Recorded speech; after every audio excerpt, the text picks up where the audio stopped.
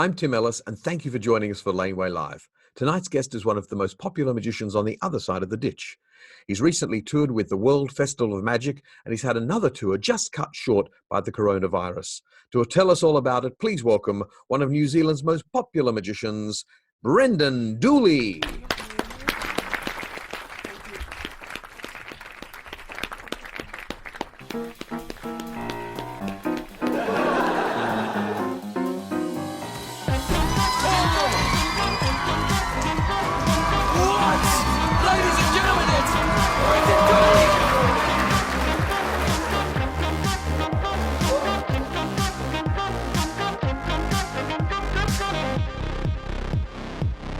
What's your favourite animal?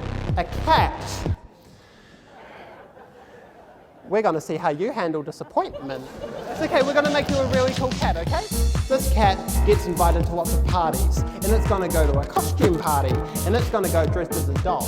With a Rubik's Cube, there's over 43 quintillion different combinations. That's a match on side number 3, that's a match on side number 4.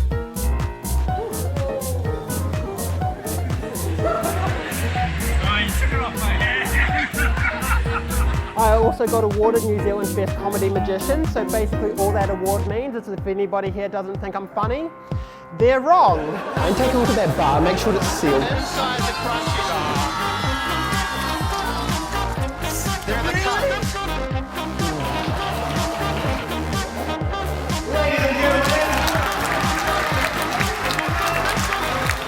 Here we are, hello. Well, yeah, it looks very dark over there in New Zealand compared to Australia. Very much so, yeah. So it's 9 o'clock over here. So it's just, gone all dark and the weather's just kind of fallen apart. I've heard the wind gusting and pouring with rain. It seems to be behaving at the minute, but we'll see. It might be a sign of the times, who knows? And you said that you've just come back from a tour which was canned by Corona. Yeah, so I've been doing sort of a regional tour in New Zealand. So I think it was supposed to be about 22 shows all up. So I think we pretty much got to the halfway point. So, no, it must have been about 24. So we did 13, we had 11 left. So that was fun. So basically we got through all the South Island, had 2 days off, headed up to the North Island. So I got up to New Plymouth and the pin got pulled 12 hours before load-in. So I got the call at 8 p.m. the night before and was just like, nah, we're out. So, and then there was just kind of boom, boom, boom. And about sort of 2 hours later, everything else was cut. So it's just been a lot of, and then we had one left. And then, so my producer sent me up to Auckland, was up there. And then they're like, nah, pins pulled, drive back down. So flights got cancelled. And so I ended up having to drive from Auckland to Christchurch, was a bit of that's been my mission the past 2 days. Wow. So what is New Zealand like at the moment? Because a lot of people just assume Australia and New Zealand are the same place. But we're Absolutely. not. We're very different. Absolutely. So we were I think we might have been a little bit more onto it in the way of kind of shutting things down. So there hasn't been as much of a panic. The panic's definitely only kind of come about in the past couple of days. So in the way of like event cancellations like you guys had, that hadn't happened for us yet. So that's kind of only happened in the past week. So now my calendar's empty for the past 2 months. But when you guys were having your cancellations, I was like, I think New Zealand's going to be okay. And then sure enough, a couple of days later, nah. So I've just, come home, done my supermarket shop up. And I guess it's forced me to have a bit of a break and sit home for a minute. So it's the biggest supermarket shop I've probably done in about 3 years. But it's been good. So, because you've had a very, very busy schedule for the first part of the year, and I assume the rest of the year was looking just as busy. Yeah, absolutely. So basically, I haven't been home for about over a week in about 3 years, but it's been really constant for the past bit since October. So I was consulting on a theatre show. Then I just did the World Festival of Magic tour for a month with Chuck Jones and Mike Bennick. And then was over to the US for a month, then back over here and straight into this tour. And what was this tour? Tell us about it. So this tour was, it's run through a trust called Arts on Tour New Zealand. So they're a trust that's been running in New Zealand for the past 30 years, touring shows to regional towns, which has been really cool. So they approached me a couple of years ago and were like, you want to tour with us for 2020? And was like, absolutely. So it's been really interesting in the way of like, it's such a range of audiences. Like probably my highlight was I got to do Stewart Island. So for people who aren't familiar, New Zealand is made up of obviously the North Island and the South Island, but the third kind of main island is Stewart Island, which is way at the bottom. So it's only got about 400 people on the island, and I haven't been there since I was probably very, very young, and like no one performs there. So that was really cool. So did both my shows over there, and intimate audiences, but a really good response, and was great fun. So couldn't have asked for much more with that, but that was probably the highlight of that. Wow. And you mentioned the World Festival of Magic. You've done that this last year, or have you done it previously? Yeah, so this year would have been my second year. So then all going well, if Corona goes away, this year will be my third year on the tour. And what's that like? Because it seems like a very arduous schedule, very, very, very busy. Absolutely. It was kind of like this one. This regional tour's the same kind of thing, new town every day, couple of shows a day. This one I've found to be a lot more work in the sense of it's me and one technician. So, we were putting up, it was such a range of venues from very small community halls to, fully fitted theatres. So it's everything from a 45-minute bump in to a 2-hour bump in. But yeah, World Festival, much the same. So full country, sort of 30 shows all up. So yeah, but fortunately we have fantastic crew on that show, so they made our life a lot easier. But absolutely, again, that full range of anything from 1 to 3 shows a day. And what were you doing in America? I had a bit of a rumor that you got to do your first gig at the Magic Castle. Absolutely. So got to do my first week over there. So I was over there for about a month, which was pretty incredible. So it was my first time to the US. I've been sort of scheduled trips for the past couple of years, but I'm the worst for letting work get in the way. So I finally was able to kind of lock it in this time. So I was over there for about a month, managed to do Magi Fest, did the week at the castle. So I was in the early parlor slot, and that was incredible. I was the baby for the week. So I was kind of it was a pretty incredible experience. So I couldn't have asked for much more. So the actual show was sort of my main sort of 15 minutes that I'm known for, which is kind of my goldfish routine with my build to crunchy bar. So that was the gist of and then my card to pocket routine, and that was kind of my 20-minute set. So yeah, those have kind of been my babies for the past couple of years, and the pieces that I've really been able to make mine, and that kind of people have kind of known me for with my wee touches. And yeah, so that was the set, and was really well received, and the feedback and everything, I couldn't have asked much more. The audience response was incredible. So those kind of inner doubts of, the first show was very much, are they going to understand my accent? Are they going to find me funny? And, but once that first show was out of the way, it was terrific. Second show got a standing ovation, which was incredible. And yeah, couldn't have asked for a better week. So you found the American audiences very receptive to the New Zealand style of magic. Absolutely, which was really reassuring. So no, I couldn't have asked for a much better response with it. Absolutely, and especially the humor. And so because I tried to kind of chuck in a couple of things, and there were a couple of jokes that came about during the week that were very much slow burners, but people got them, which was good. Now, the trick you talked about, you did at the Melbourne Magic Festival Gala show, the Build a Crunchy Bar. Yep. Now, they don't have crunchy bars in America. No, yes. So that was another thing that came about. So that was a bit of R&D. So the routine is based on, it's a Kieran Johnson idea with the crunchy bar, and I just adapted it into a stage piece. But so I was kind of like, okay, what's a bar that's going to work? So and that was an interesting thing. So before, I found this Reese's Pieces kind of like a Kit Kat, but it was like a longish kind of crunchy bar size. And because I want something dry on the inside just so it's not too gooey and stuff. But basically found this bar, I was like, great. And I didn't process, because I'm not familiar with American candy, that it has nuts in them. So I kind of realized before the first show, I just kind of was like, heck, these have nuts in them. And I'm like, I'm just going to ask the volunteer just in case if they're allergic to nuts. Sure enough, very first show, I go to the person, are you allergic to nuts? Yes. Okay, so I immediately get it handed to someone in the front row that isn't allergic to nuts. But then it kind of came about with a joke. So I go, sorry, I just asked that because I don't want to get sued. Now, basically, suing isn't really a thing in New Zealand. Like, if I did that back home and gave someone an allergic shock, we'd be like, stuff happens. Over here, not the case. I only realized sewing was so much of a thing when I got into Vegas, because you go down the strip and you just see lawyer billboards for days. But my favorite part of that is that lawyer billboards and magic show billboards kind of blend in together, which I find kind of appropriate because they all lie for a living. So I just kind of came up with that in the first show as a wee. It was a long way to get to the joke, but I was just like, let's run with this anyway. And it got a very good laugh. So I was like, okay, let's keep that for the rest of the week.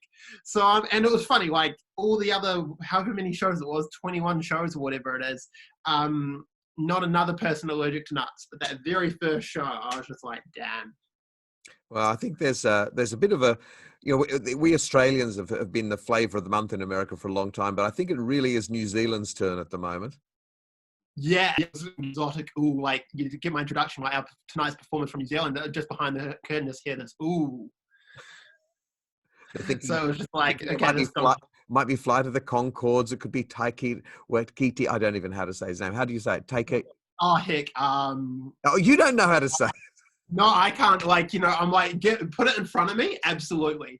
But off the top of my head, no. Taika Waititi. Very few New Zealanders have done the castle, probably only 3 or 4, and no one's been there in a long time from New Zealand. So that was, yeah, another thing on the bucket list. So it's a nice kind of PR thing here as well. I guess that's why I kind of I love the Melbourne Festival and stuff so much. Like, I was kind of the only Kiwi over there, so I just kind of got to hang out, and it's like, those are, Nick Casitas and everyone like that, those are like the guys I really click with. So those are the guys I'm always jamming ideas with. Like, to be honest, in New Zealand, like, I get along with everyone. There's some fantastic humans in the New Zealand magic scene. But in the way of people I actually jam with and stuff, there's probably only 3 or 4. There isn't many. So, yeah, but otherwise, like, I was the president. I only just resigned from that position recently, but I've been the president, sort of the Canterbury Society of Magicians for the past few years. So I tried to we have a really lovely group, but in the way of growth and stuff, it was very hard to get going. A lot of older members and stuff, lovely people, but not in the way of growth.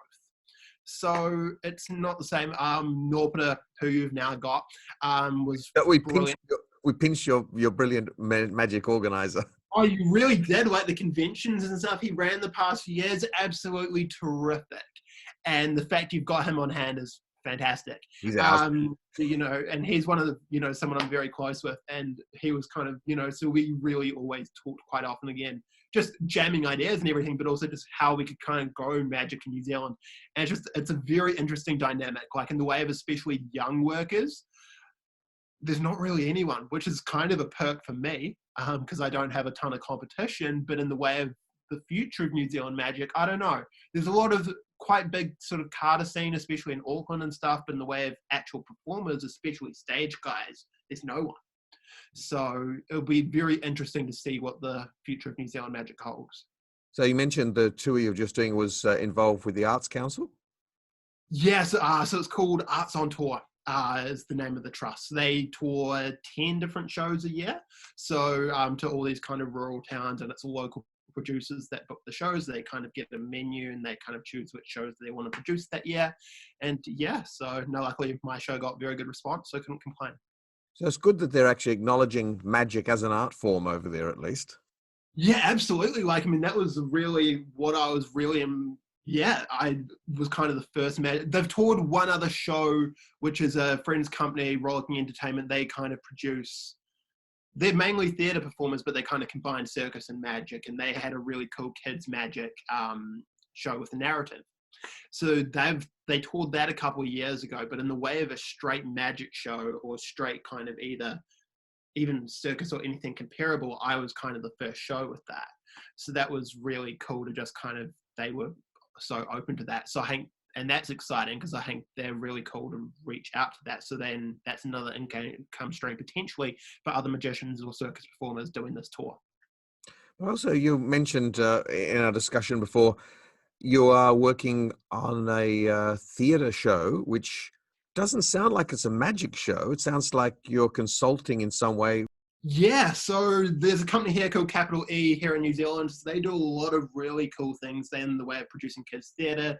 They have like a permanent film studio set up in Wellington, which like schools go into, sort of like set up their own news broadcasts, that kind of stuff for the day. So they have a lot of creative art stuff for young people, which is fantastic. So they produce a new show every year, I believe it is. So they kind of 4 years of development. So basically this one is The Lost Letter Office. So kind of the idea, the reason it came about was so the writer of the show, Jen MacArthur, she was originally kind of, she had written a letter to, I believe it was her godson or nephew, something along those lines. And then the reason it was sparked about was the response the kid got from the letter. So, and again, how it's just a dying kind of thing. So the idea is kind of the gist of the show is sort of an older woman who is like a retired magician, and then a younger girl who is sort of getting into magic, sort of intrigued. So basically they send these two letters kind of anonymously, like they're not even writing them to anyone, and then they kind of magically kind of get blown away in the wind, and the poster gets them, but then the addresses are all muddled, and the whole journey, you know, the letters get scrunched and everything, so they get sent to the Lost Letter Office. And then there's these two detective characters, and then they kind of get them to the right people, and then that's kind of all connected. So there's a lot of sort of magic elements in the way of the show. So, you know, things being animated, and then sort of the magic the older woman does, and again, more her everyday activities. And also, it's been interesting in the way of it's a silent show, so it's a clown-based show, and they're three fantastic clowns. So, and of course, not typical red-nosed clown, but just clowning characters, and they're terrific. So they've been really great to work with, and yes, it's been a really kind of different journey. And Norpeter Whitley was originally consultant on it as well, so he's kind of got a few ideas still in there.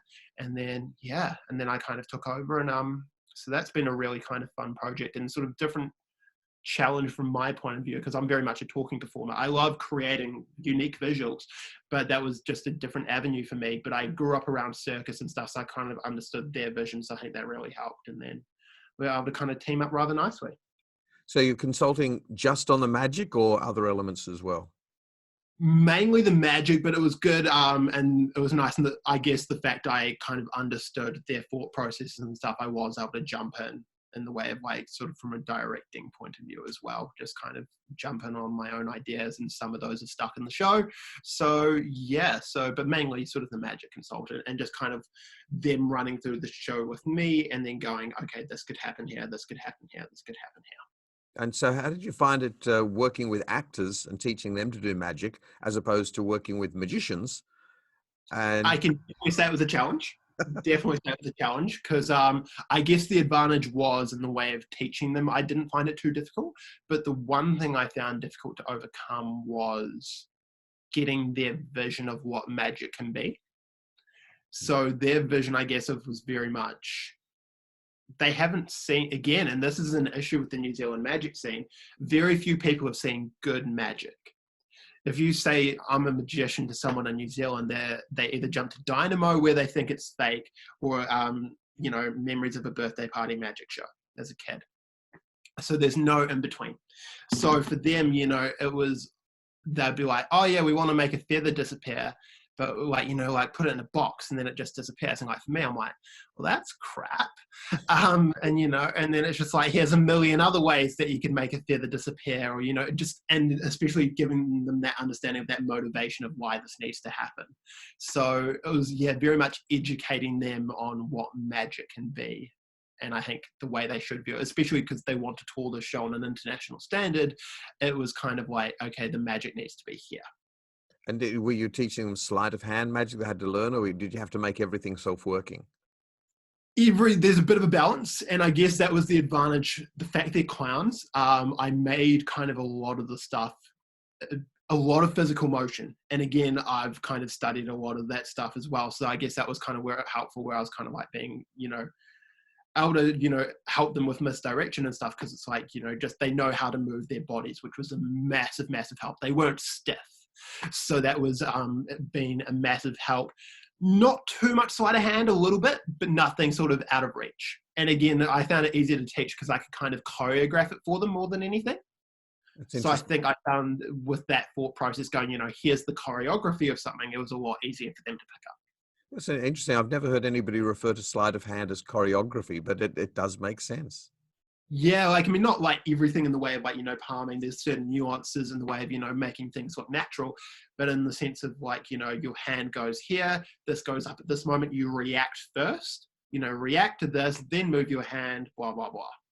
Because if you react too early, it doesn't, or if you react too late, then you doing this doesn't make sense, etc., etc.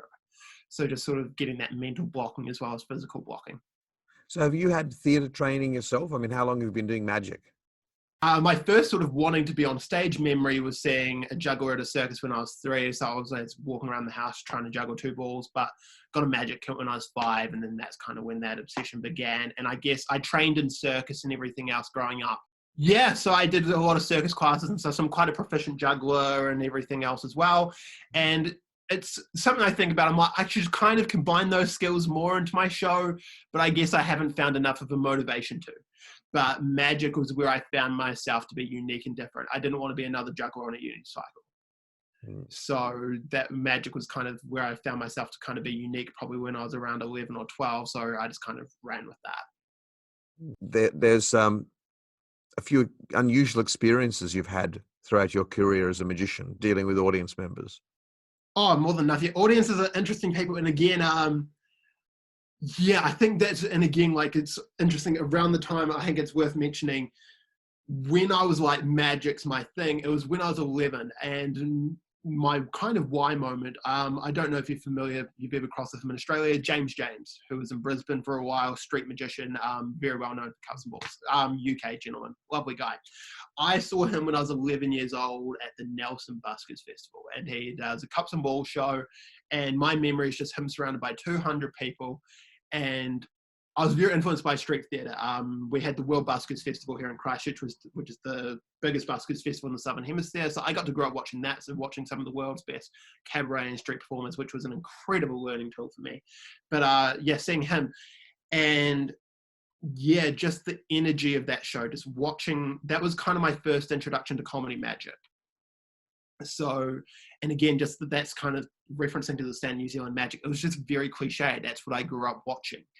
And then seeing that, and it was just like, he just entertained all these people with this tiny table and 3 cups. And I just remember seeing the reaction of, 6 oranges coming out and the pineapple from his hat and just the eruption. And I was just like, wow. And just witnessing that energy and like knowing how I felt, that was that moment of knowing I wanted to give people that same feeling. And just that idea of, I guess, every show I do, I apply the mindset of treating it as a street show. Because the idea of a street show is that those people did not expect to see a show that day. So for me, with a corporate events become a little bit of a formality, sort of like corporate entertainment's a bit of a formality. We need a band, we need a juggler, we need a magician, whatever it may be. I want to give them that show they didn't expect to see. I want them to kind of step out of that comfort zone for a little bit and just go, this is what we're going to do. I promise you we're going to have nothing short of a blast, and just give them that escape. So seeing that was what challenged that. And again, that idea of being in the moment, especially as a performer. And I think my favorite story to share in the way of that mindset was, I was doing a corporate event in Taupo last year. So they flew me into Rotorua, which is kind of near, there's 2 airports they could fly me into, and that's where I kind of find it funny. So they flew me into Rotorua, then rented me a car to drive through to Taupo. I'm dozing in and out on the flight to Rotorua, and there's 2 women sitting in front of me. I just kind of, overhear them chatting away. I overhear one's a Kiwi and the other's from New Caledonia. Then I overhear the New Zealand woman say, oh, I'm headed to this conference in Taupo that we're sponsoring tonight. And the client had told me that there was going to be a handful of sponsors, and I'm just like, I wonder. And I just saw she was a blonde-haired woman. I didn't get a glance at her face. I just didn't see how old she was, nothing. Tried to spot her after the flight, didn't see her. I was like, oh, well, that's that. So anyway, come showtime, for part of my show, I do a fish production. So I influence someone to say the word fish. So ideally, I'm kind of looking for a particular woman and who I think will work well for it. And this woman was the first person to walk in the room that fit the description. At this point, I did not realize it was the woman from the flight. And I was just like, great, this woman will work, beautiful. Get into the show, do all my opening lines. I go, I'm from Christchurch. Is there anybody else from Christchurch? This woman shoots up her hand like straight away. And I'm like, oh, well, I'm about to use her in a second, so this is going to be great. It can be a seamless transition that I'm going to naturally use her anyway. Great. And then I go, cool, so what's your role here at the professionals? And she goes, oh, I don't actually work here. I'm from this organization and we're sponsoring tonight. And my brain just goes, you're the bloody woman. So I'm about to go into the whole mind reading thing anyway. So it's like, look, let's try something. So when did you fly in? You flew in today? Okay, so as a joke, only Air New Zealand goes to Rotorua. So just as a joke, I go, can you think about what airline you flew in on today? Did you fly on Air New Zealand? Wow, amazing. It's okay, we'll step it up. Do you remember your seat number from today? Yes. Were you sitting in 4B? Okay, look, we'll try this. Actually, no, apologies, 3A, I was on 4B, 3A. And it's like, look, can you think about your time on the plane? Were you talking to someone? Were you sleeping? You were talking to someone? Okay, can you think about that interaction for me? Was this person from New Caledonia? Her face, like, she dropped enough at like me knowing her seat number, but then that and just the audience's reaction, and it was like this mental dilemma of like, do I tell them or not? And then I just go, cool, you guys want to know how I did that? Cool, what you do is you sit in 4B on the same flight. And just the eruption at that, and that was just 3 minutes of banter. I still haven't done a damn trick. And then I bring her up and I, say, think of a word in the English language. She says fish. I produce a fish in a glass of water. And like, it was just, I've got this, I'll send you the photos. It's like this trail of 6 or 7 photos. It's like cartoon. It's like a cartoon flip book of like her face of this whole process. And it's incredible. And it's one of my favorite things. But I think it's just that importance of living in the moment. The fact I was able to make that mental connection. And that's a moment that me or her are not going to ever forget. And like, I've still got a relationship with that person. And like, she's booked me for a conference later in the year and everything else. And, the way we refer to each other now is 3A and 4B. So I think it's just that importance of living in the moment as a performer. And being open to relations. Absolutely. Like, it's just, yeah, you just, know your show. But like for me, I guess I know my beginning. I know my end. The rest is just, I'm open to that flexibility. And I think that's really important. Well, now you have come from running at 100 miles an hour to basically a standstill. How are you going to deal with the next 6 months? I'm hoping it's not going to be that long in New Zealand. So we've just gone into full lockdown today. So again, like, fingers crossed, but again, who knows at this point. So I'll be consulting on this show for a little bit as a distance. It was supposed to be going on tour from next month, but of course that won't be happening now. So still a little bit of work there, but I think just a lot of show development. So I've been doing a lot more speaking and stuff. That's something that came about, especially end of last year, youth conferences and stuff. So now that the school year's kind of reset itself, going to be looking at kind of marketing and that sort of, because I'm sure they'll be needing some stuff once school kicks back in. And yeah, I'm kind of advancing my show because I pride myself in the way of like a one-man show, having as much kind of production value as possible. So something I'm looking into exploring at the moment is kind of learning more about QLab. So the idea of kind of controlling that all by remote controlling and having a live camera feed and being able to switch between videos and then control all those cues as a one-man performer. So yeah, a few kind of things I'm looking at there, and then just sort of writing a new show at the moment for my corporates and hopefully cruise ships. And yeah, that's kind of the go at the moment. So just going with the flow and trying to embrace being home for a minute. Well, we are all in this together, as we keep saying. Absolutely. We're on the same boat. So there'll be lots of Skype catch-ups and jamming sessions, I'm sure. So I think so. You'll be able to hang out with Nick Casitas and all the guys from Melbourne, just like this, anytime. Oh, exactly. I was just talking to him before, so I was like, we've already sorted something for later in the week. So, and again, now that we all have time on our hands, it makes it a lot easier compared to being like, oh, sorry, I've got a show here and blah, blah, blah. So it does. It'll be exciting times. Well, thank you for joining me, and hopefully we'll catch up again very soon. Absolutely, Tim. Look forward to it. Too good. See you soon, mate. Bye. Bye.